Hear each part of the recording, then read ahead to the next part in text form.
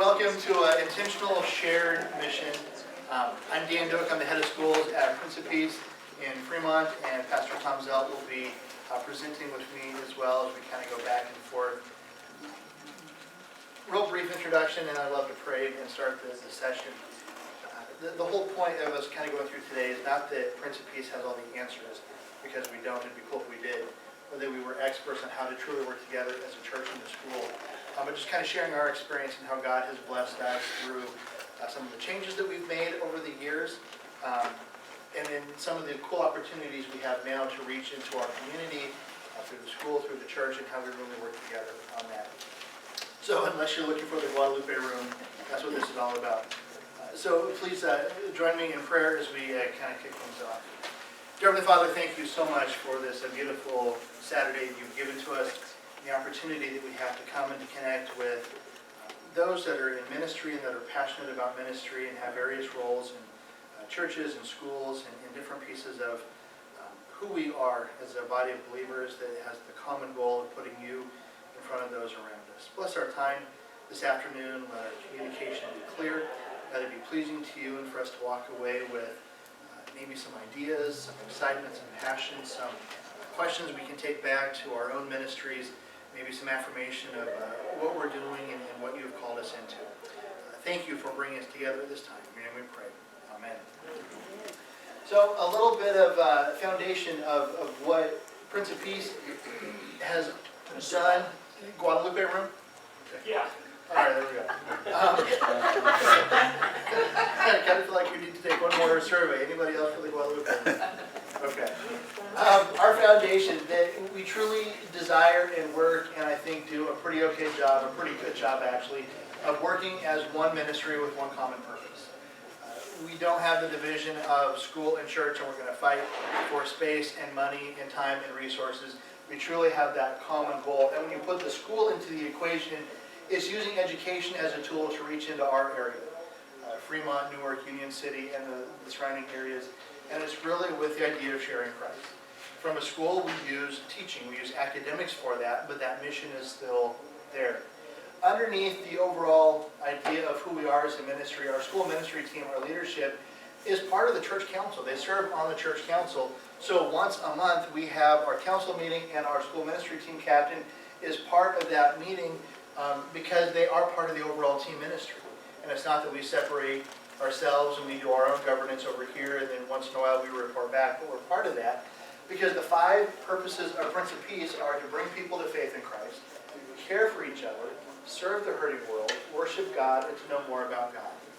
And so from the school standpoint, we try to accomplish all 5 of those through our school setting, and on the overall ministry of Prince of Peace, we have different teams that focus on those different areas, on education, on worship, but we work together with them to make sure that we're accomplishing that mission in the school setting. Does that make sense? A little history of who we are. So Prince of Peace Lutheran Church was established in 1955. The people got together, went out in the orchards there in Fremont, and they put together a school or a church, and very quickly they said, you know what, Lutheran education is important to us, to our families, and anyone else in the area who wants a Lutheran Christian education. So 2 years after the church was started, the school came on board. And so that became very quickly a major piece of growth and development. And while the focus in 1957 might have been more toward the families of Prince of Peace Church, and that has shifted some, that commitment and that passion for education is still there. And then, really not that long ago, but in 2005, we opened the preschool as one more piece of our ministry that we wanted to reach a different demographic section and had need for the early childhood education in our school. That's kind of where we came from. Marcia knows, who's been part of our church and school and has seen a lot of different things. During those years, you have your ups and downs, right? You have some years that are bigger, some years that are smaller, some years that probably just go a little bit different. But realize that there was kind of a period where the years that were not so, yay, this is awesome, were starting to come more and more frequently. Enrollment had started to decline, which is why we had the revitalization that took place, and I'll ask Pastor to talk about. if you know what's happened in LCMS churches across the country, there was this decrease in enrollment, as I look around, half of you kind of have lived this with us as we've gone through this. But we went from, the 190s to 170 to 150 to 136, and you could just see this trend happening, and you go, wow, if we lose critical mass, we won't have the opportunity to rebound, to respond to this. And so we went to the congregation with a plan, and I spent time with Joel and other educational leaders and said, if you were going to create a school that you really thought was the ideal school, what would you do? And so from that we came to this 13-point plan, went back to the congregation and said with the leaders, how important is our school ministry? If it's important to us, we really need to do something to bolster this up to make it what it could be. And to the credit of our congregation and our leaders in our fellowship, they said, this is part of who we are. We really value this. And they had a pledge of $1.2 million over 3 years to revitalize the school. And so it included not just like, okay, putting a new building there, remodeling it to make it updated, but to look at curriculum. Where was it, and why does Minnesota have good math scores? And just look all the way through, what do we need to be in cutting edge? So how do you reintroduce a band program? How do you reintroduce Spanish or a second language program? What role should technology play? And so the idea of this school is really a cutting-edge educational school. Now, since some of you lived through this with us, I think one of the questions we have to ask is, in Lutheran education, we went from, if you remember the church you sent your kid to school, that's the way it was. That is not all of our schools are now. And so the idea, we've got to be on a cutting-edge, top-notch quality educational program. And so this was what happened in 2008. The congregation stepped forward, we were able to do it. One of the things, and I didn't point this out last session, but I love strengthening our school to be a strong educational and mission arm of the fellowship. When we were talking about that joint mission, that joint focus and purpose, that's it right there. Using education as a mission arm of our fellowship. And that our children might know him revitalization campaign was very successful. God has just blessed us very, very much through that effort. Some of the results of revitalization, we have a growing enrollment. This, of course, on a very basic level, increases our opportunity to connect with the community. So we went from those years of 160, 140, 130, where this year between preschool and 8th grade, we have just under 430 students that we're working with on a weekly basis. Enrollment looks to increase next year probably by almost 30 students again as we move forward into the next school year. So that commitment to the mission part of who we are and bringing quality, not bringing quality, but ensuring quality in every aspect of our school has really put us in a spot where we have more people to connect with. We've gone through 2 major building programs. We've built a building, 2 intentional rooms for kindergarten, kind of a fun building, talk about congregational support. Our 2 main meeting rooms, for those of you who did not have to endure various meeting spaces, our 2 main church meeting rooms were turned into kindergarten classrooms for a year. Our property was kind of turned upside down a little bit while we had a big mud pit where we were building our classrooms, trying to get contractors and plans and permits and everything worked out with that. But we have our kindergarten building, and then the image behind is a brand new, just under 15,000 square foot school building that opened up this year that houses our 5th through 8th grade classrooms, technology, Spanish, extended care, has a pretty sweet science lab in it, which is awesome for the school part of it, but we also use that space for other ministries. Our tech lab gets turned into chess club every Monday. We have kids in there on the computers playing chess. We have done brief share and different meetings in our various room spaces. We've even held at least 1 council, if not 2 council meetings in our extended care space. So it not only allows the school ministry to grow, but it gives us more opportunity for space to use. Our growing staff, and this is a fun one, the more people you have, the more resources you have for doing ministry. So as we've been growing and pulling in more teachers and staff members, we've had more people to help share the ministry that we're doing. And as we've seen this going on over the years, about probably 20% of our school families were church members when the revitalization started, and this year we are over 30%. So not only has the school grown, of course, but we're seeing that we're connecting our school families to our fellowship in a way that we're seeing increase with that too. It's been pretty amazing and pretty humbling to see how God has blessed this effort and this process. Through all of this, of course, we have a lot of collaborative efforts, and this is where that joint mission or that common purpose really can be seen on a regular basis in how we go about this and how we work through it. So we're just kind of going to go through and talk about a few of these. This is not a comprehensive list of how we collaborate, how we work together, how we have that joint mission, but it is definitely a good sampling, a cross-section of that. Our Harvest Festival. Every year we have a safe family alternative to Halloween, to trick-or-treating. We have grown into an event that brings over 1,000 people on our campus on the 31st. The Food Truck Mafia brings some trucks in, they provide the food for it, we have bounce houses, we set up game booths.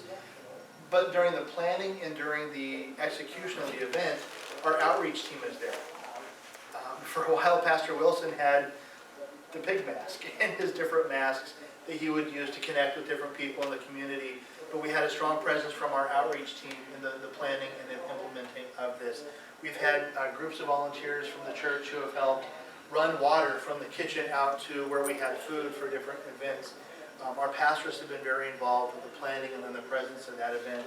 And when you look at the people that we connect with, not just on the church and school side of it, but the community members that come in because of that event, and we have now those people out there connecting with them, it's just that shared mission. Living Nativity. And I think this is a great place to see this real intentional effort. I like the title that this seminar has, is intentional effort. Living Nativity. We happen to be on Fremont Boulevard, so we can put out a Living Nativity, and we try to do this with quality. And so, okay, some of you have seen it. You seen it? Yeah, okay. Okay. But it's really, you try to do it in a quality sort of way. But we invite the older families to be part of this, or all the families actually. And so they'll take roles and they'll be part of this. But as big a part of being out in Living Nativity is this: we have a place where there is refreshments, and so that when you're not doing your scene out there, and it's still there around, you are back and really intentionally trying to build relationships with people that are volunteered to be there. And that to us is as big as what happens out on Fremont Boulevard. Because it's this really intentional connection. This is a worship ministry team thing. And I remember at one point we were talking about this, the worship ministry team, maybe we could do a light thing, where people just drive by and see it, that'd be easy to set up. And then we stopped and we just said, wait a second, we really want people to be connected. So how can we design this in such a way that people are really building that sense of community? Living Nativity, while it is a great event on Fremont Boulevard, it has a wonderful opportunity to do that, build the community part. And that's part of this very intentional effort. Our Advent services, and I love telling this story. So I had been at St. Louis, at a school in St. Louis before we got here, so kind of traditional, kind of a different mindset. And we had our first kindergarten and preschool Advent services. Out of 3 Advent services, the school helps lead worship for 2 of those. And so the first one is kindergarten and preschool, and you can only imagine the paparazzi that takes place with that. And the cameras, and every year I've started cataloging. I have pictures of our service of how many mobile devices are up in the air during it. And unfortunately, and I probably shouldn't say this out loud, but we even had a pool one year of, numbering the first opening song, who was going to get closest to the number of devices up in the air. And one of the teachers was off by 1. I was very impressed. It was nuts. So it's my very first kindergarten preschool Advent service, and I'm standing in the back, and it starts, and Pastor has started giving time for the pictures. And okay, you have 2 minutes, 3 minutes, whatever it is, to come and get your picture before we start. And of course, you have people climb on each other, pushing each other out of the way, and it's just kind of chaos with flash bulbs and everything. And I see this going on, and I'm still thinking of how things were in St. Louis. Oh man, we're in church. This is not church behavior. I'm going to get it. Oh, here it comes. I'm leaning in the back against the wall. I'm watching all this, and one of the older members of our congregation comes up to me. And I'm like, oh, here it is. He's not even waiting for the service to be over. And he leans in and he goes, "Isn't this great?" What? What are you talking about? Wouldn't it be great if we had this every Sunday? Right on. This is okay. And that is so the commitment that we've had where we have somebody who, in some settings, would be like, listen up, you little whippersnapper, don't come to church to see people crawling over pews and standing up. No. It was, this is awesome, they're in church. They're hearing God's word. And so we work together as a church and school to have those services.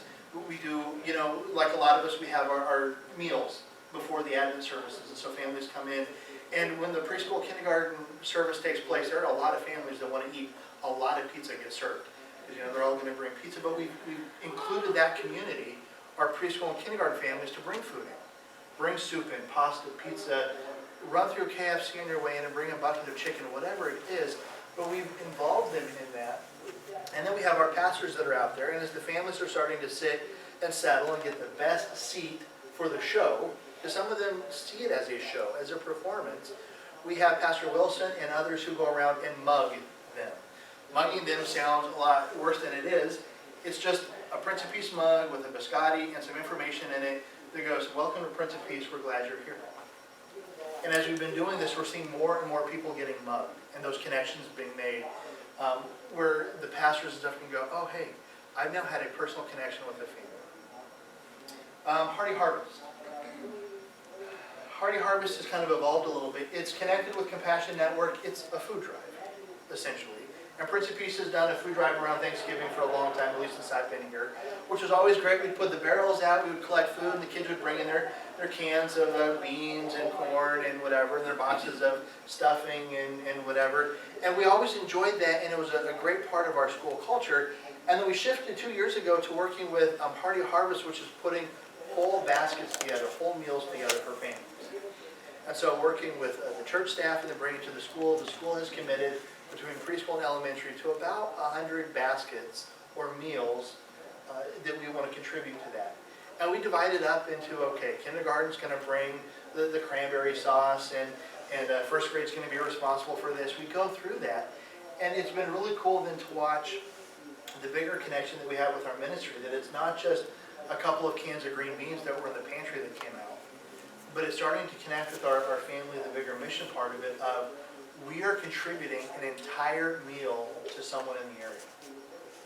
Because they get a turkey, they get the stuffing, they get the cranberries, they get the pumpkin pie mix or whatever goes into it, they get the whole thing. And so again, it's a very intentional joint effort with that. But you have to be really intentional. I think the Hearty Harvest, I didn't say this before. So we were providing 100 Thanksgiving dinners, which means just 100 turkeys. And so we had to go over to Safeway. And I remember, and I have a truck, and so we said, okay, I'll go help do this. And right beforehand, there was one of the dads from the school, and I said, hey, you got 30 minutes? And he goes, yeah, I do. It was day off. He said, yeah, I do. And I said, well, you want to help deliver turkeys? And he says, well, okay. And so we go over, but the really intentional effort to help to bring them in, to engage them in that. So we went and picked up 86 turkeys and put 86 frozen turkeys over there. The same dad then comes around the next time and says, oh, I missed the start of basics. We'll talk about that more, but I got to make sure we do that. But that relationship that happens is very intentional in this process. Niles Canyon is another one, and it's so focused on not just the service part, but the relationship part.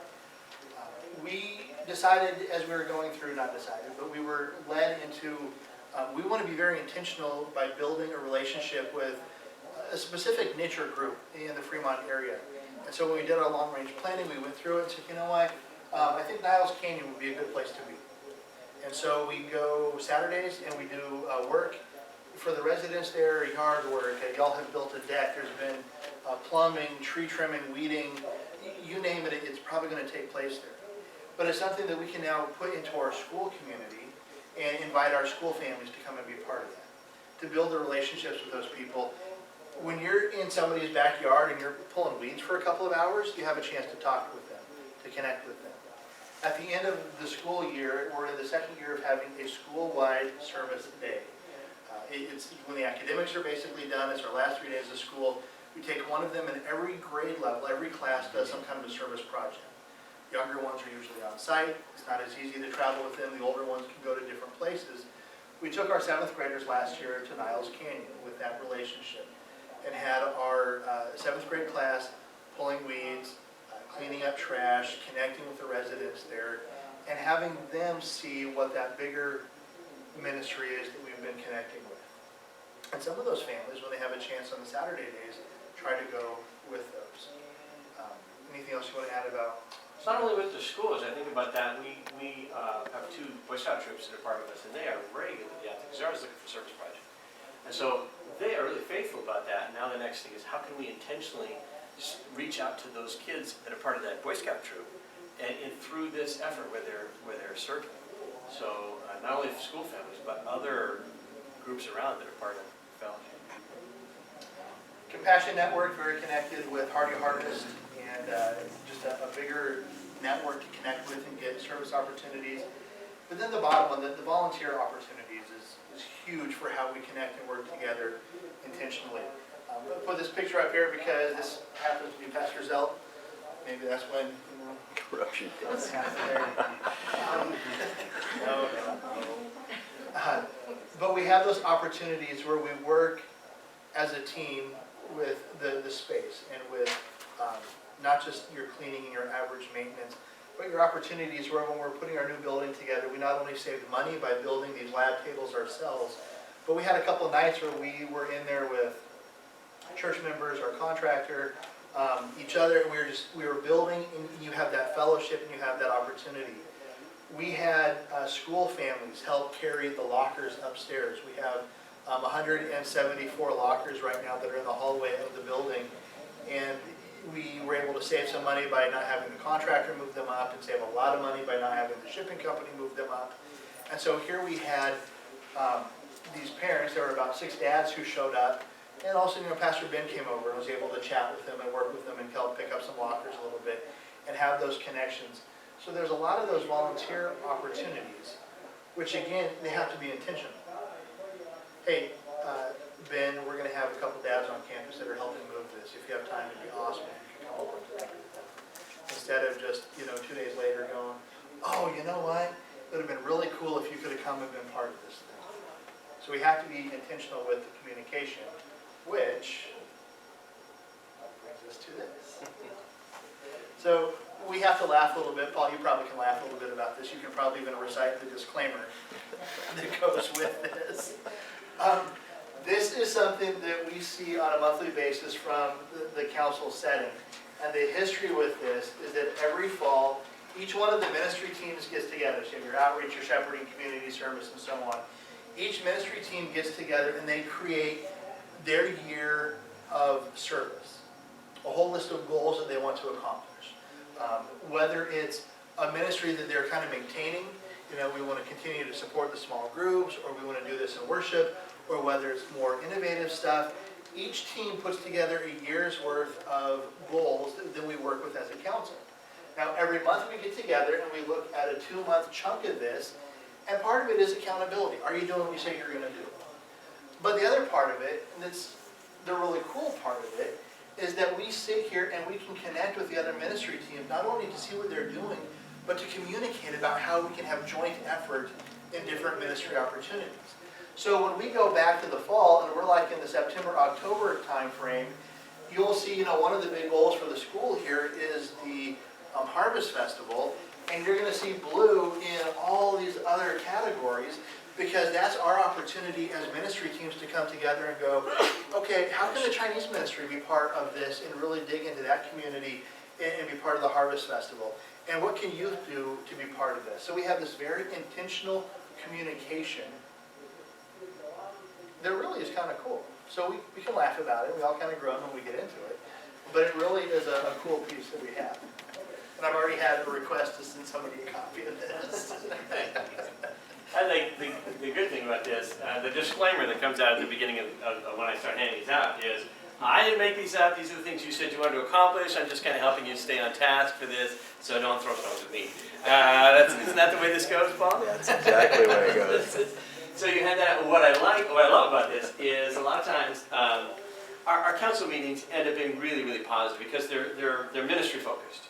It is, what are we doing, and what are we doing together, and it's communicating about how we can get to accomplish this together. And then we give time in the meeting where ministry teams have to talk to each other. How are you doing with this, and are you on task, and what's going on? But to me, it's rather exciting, and some of our church council meetings are downright, you come home going, that is just cool. We got some great stuff going on, because it's very intentional in what we're doing. But just to understand, if I could ask Yeah, a sure. question, just to understand, you have these ministry teams, and for instance, you have the school ministry team, will be a group of people, and then you'll have one rep in your council meeting. Yep. That comes and they sort of sit in on the council meeting, participate. Yep. Okay, thank you. And those positions are voting. I think that's kind of a big deal too. So our ministry team members that are there that are elected by the congregation are the voting members of the council. And so the school has a place that's right there with outreach and shepherding, no more, no less, but definitely a part of it. You know, one of the things, like even this one, right here, under youth, evaluate fuel Tuesday nights meeting in small groups. And the sense is, how are we doing with that? And so while we do fuel, and year after year you go fuel, which is our junior high, and you go, is it really as effective as we need it to be? And so every year there is supposed to be built into the ongoing things, an evaluation of, is this effective? How should we look at it? So again, very intentional in ministry. So we've talked about some history. We've kind of gone through different things. What makes it work? What is it at Prince of Peace that we are finding that makes this joint mission possible? Number one, leadership. It's shared vision. It's not fighting or being an advocate only for your side of the ministry if you want to divide it. And it's very easy to find churches and schools where that's what it comes out to be, where the administrator goes, it's my job to fight for the school, to fight for every dollar, every square inch. And the church is going, well, it's our job to keep the school in check because they're just going to be draining us. And it's a shared vision. We are doing this together because the outcome we want is to put Christ in front of as many people as possible. And whether that's through worship on Sunday morning, or education during the week, or youth activities Sunday night, whatever it is, it's that shared vision. Open and frequent communication, I think that's huge. Pastor and I meet every Tuesday morning. We get together, we close the door. We have our own agenda items that we're going to go through and talk about. So we have the ministry part of it, and then we have the relationship part of it. It's not just about the ministry, it's also about just connecting, communicating, touching base to make sure that we're on the same page. And not all the discussions are easy.